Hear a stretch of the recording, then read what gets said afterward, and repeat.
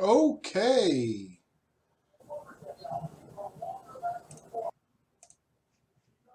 Perfect. Hey, welcome to another episode of Liberty's Lantern.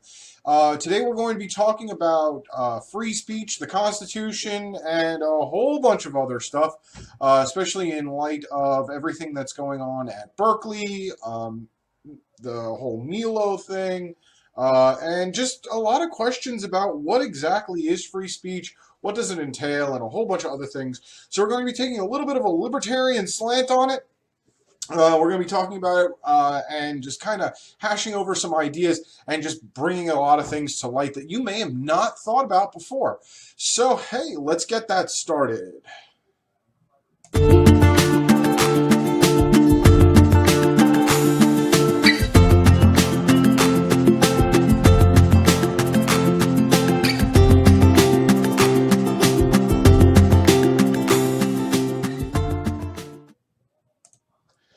And we're back.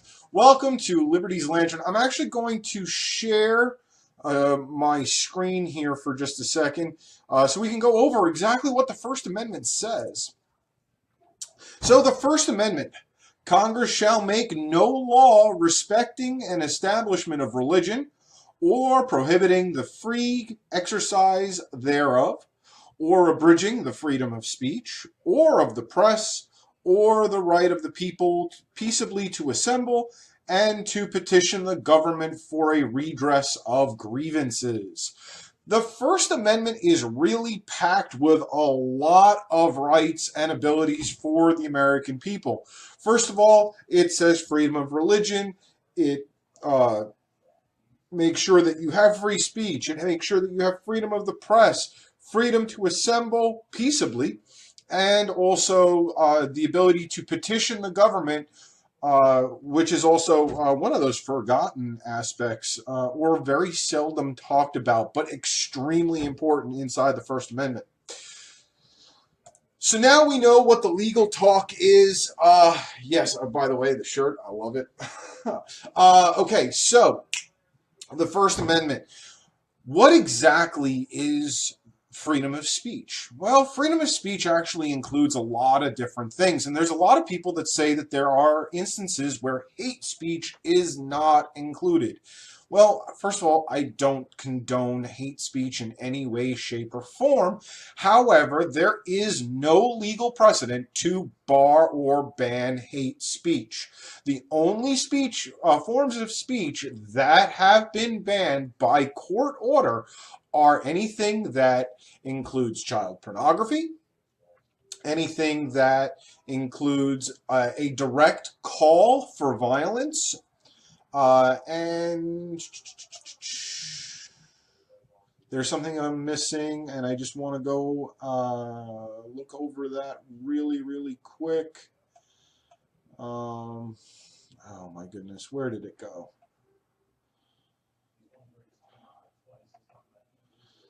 So we had prohibiting speech for child pornography. We had the prohibition of calling people directly to incite violence against another individual or the government itself.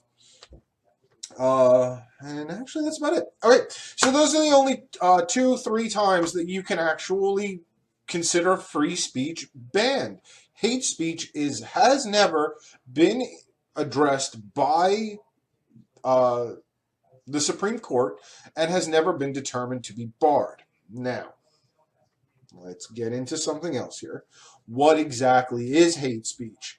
And hate speech, according to dictionary.com, is any speech that attacks, threatens, or insults a person or group on the basis of national origin, ethnicity, color, religion, gender identity, sexual orientation, or disability.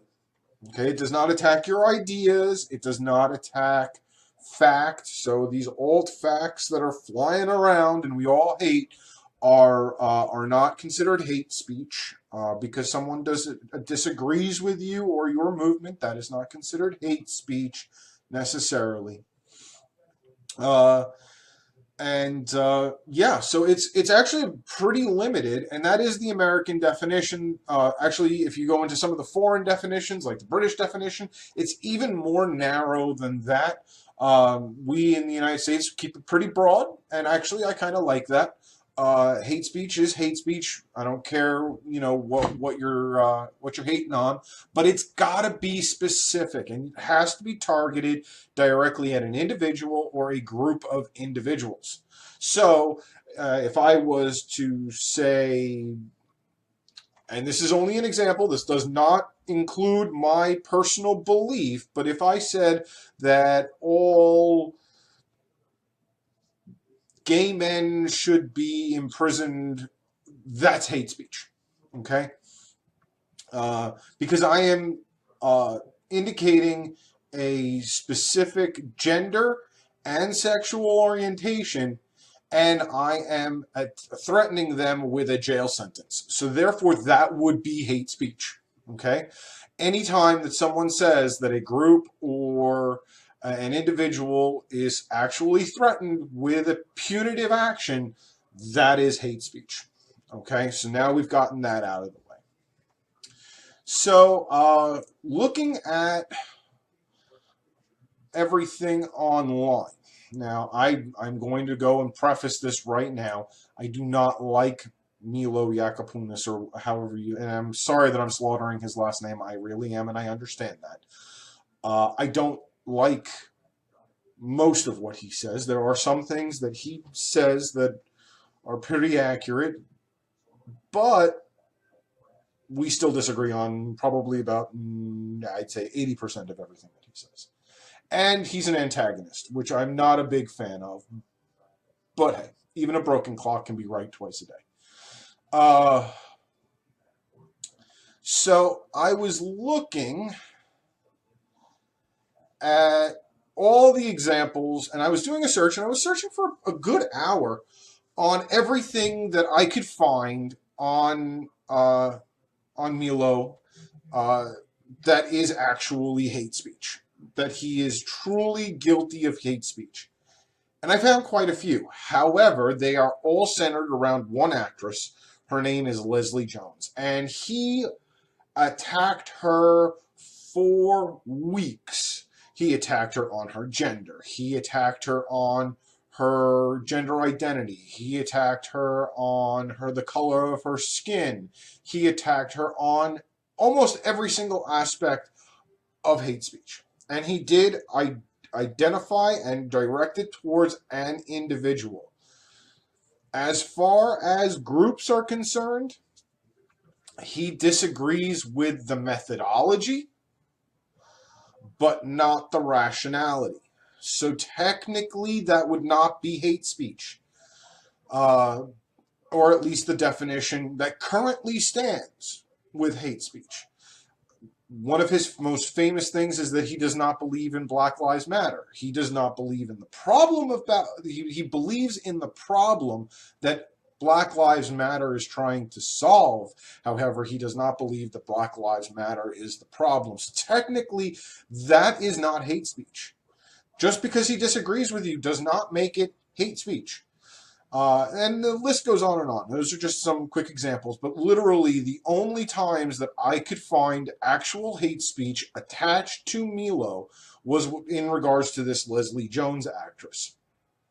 Everything else, highly questionable, but not fitting the actual definition of hate speech. So even though I still don't like him, I'm still not a supporter of him. He's not guilty of hate speech, except for those periods of weeks where he was literally hate attacking this one actress. So, another very popular argument that I'm seeing online is that the freedom of speech is only protecting us from our government. Well, that's what a law is. It's only what a government can actually protect. Now, we do live in a civilized society where we are to interpret the laws that we must live by and apply them to our fellow citizen. congratulations, welcome to societal government. It's kind of what you should do.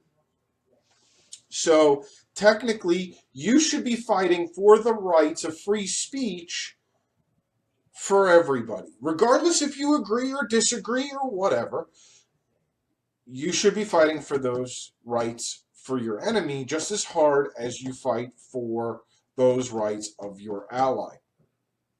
There's an old saying that there was a Christian man, and it was during World War II, and the Nazis were rolling in, and he did nothing when the Jewish population was steamrolled.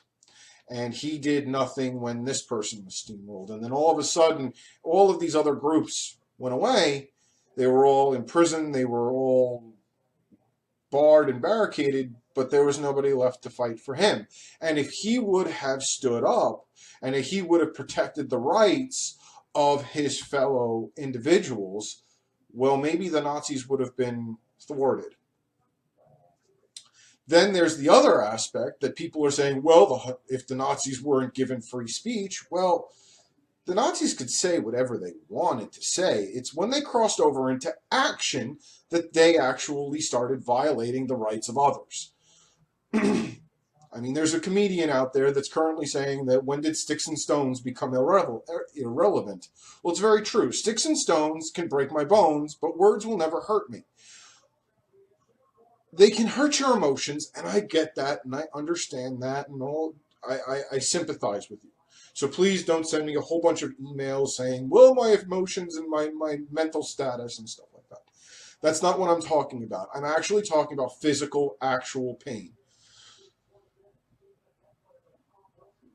You have to protect the rights of everyone, even if you don't necessarily agree with them or you don't think that they ally with you. Because if you stand with them, they will eventually, if the time comes that it's necessary, they will stand with you. So, yes, in a society that has these rights guaranteed to us by our government, we have to not only stand up for the rights when the government tries to take them away of our enemy, to ensure that our own rights never get impinged upon. Very, very important here. You have to understand and realize that. So,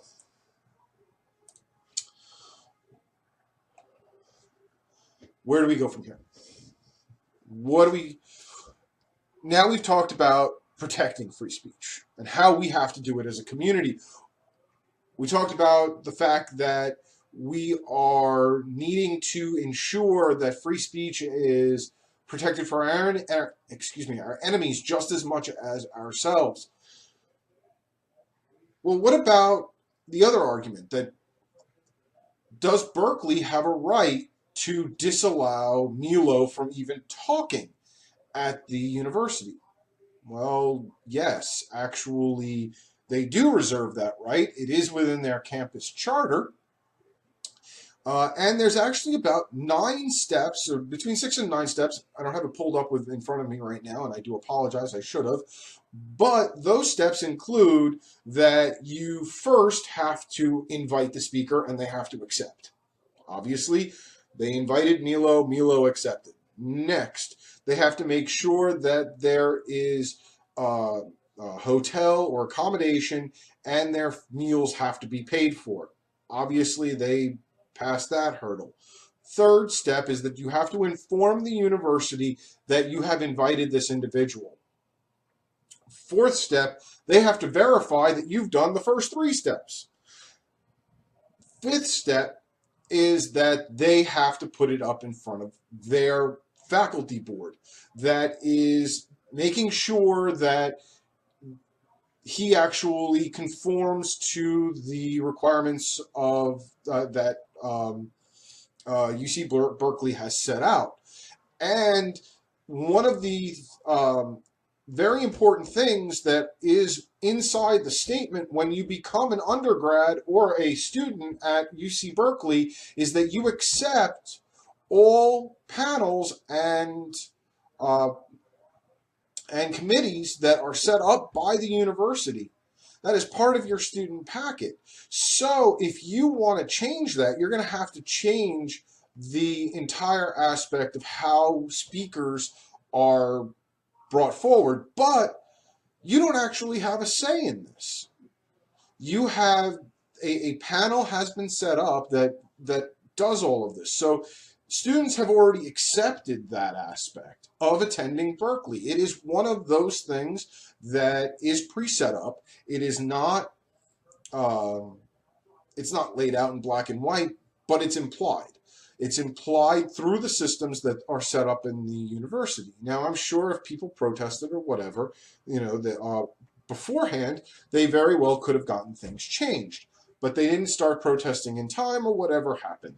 Then after the committee approves the speaker, then they have to set an attendance minimum. The attendance minimum for a speaker at Berkeley is no less than 40 and no more than 75% of the capacity of the room being requested. Obviously, Milo also achieved that, so therefore, after passing all of those hurdles, he then became a legitimate speaker at UC Berkeley.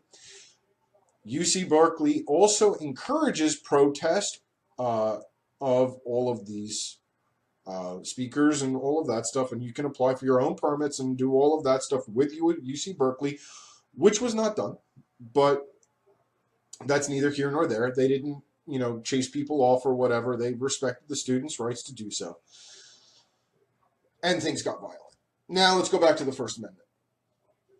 So we're going to rewind all the way back to the beginning of the entire conversation. In the beginning of the conversation, we said that it protects your right to free speech, and it protects your right to peaceably assemble. Well, a protest, and I encourage people to protest whenever they see injustice or they disagree with something, because then you're getting your message out. But the second you cross that line and you are no longer peaceable, well, then you've crossed the line of decency. And civil disobedience must remain civil at all times. Once you cross that line and you are no longer civil, you no longer have a right to protest. And that is set up in our Constitution. It is written that way for a very express purpose and a very express reason. It is granting you that right, but you have a line in the sand that you cannot cross. Just like we've gone back and defined certain types of speech that is no longer protected.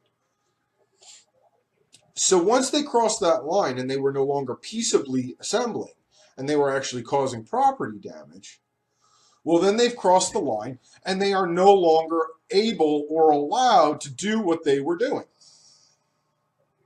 because now they are in violation of the First Amendment. So while I don't agree with Milo, I don't like what he says most of the time, and I think that he's an antagonist, his rights, because he went through the process and all of that stuff, were technically impinged. Now, if Berkeley would have said from the very beginning, no, we don't want you speaking at our university for whatever reason, and they could have created whatever reason, really, the entire issue would have been a moot point. Milo has been around long enough that most individuals, and with a quick search on the internet, you can find out exactly who he is and what he believes. This is no surprise. This is no shocker. This is not coming out of left field. So either if they were so afraid or they did not want his type of speech at their campus, which is fine, and I respect that, but they obviously didn't do their homework, and he passed their panel. Once that permission is granted, he is now, and he's on public property because it is the University of California. It is a public campus. Yeah, it's a freedom of speech at that point. It's a freedom of speech issue. And I will fight to defend even my enemies' public speech. freedom of speech. Now, also, I've said this on Facebook over the last week, and we've gone over some of these points, and I've talked with friends and acquaintances about this. And the first thing, or not the first, but some individuals said, would you defend the right of ISIS to speak? Yeah, I would. Now, once ISIS crosses the line from merely speech to action, then they've got to be shut down.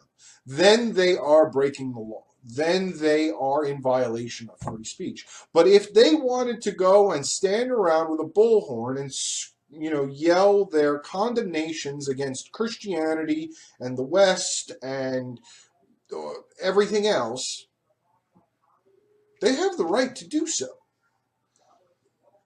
They can the freedom of speech covers the fact if they want to say that women's place is in the kitchen barefoot and pregnant.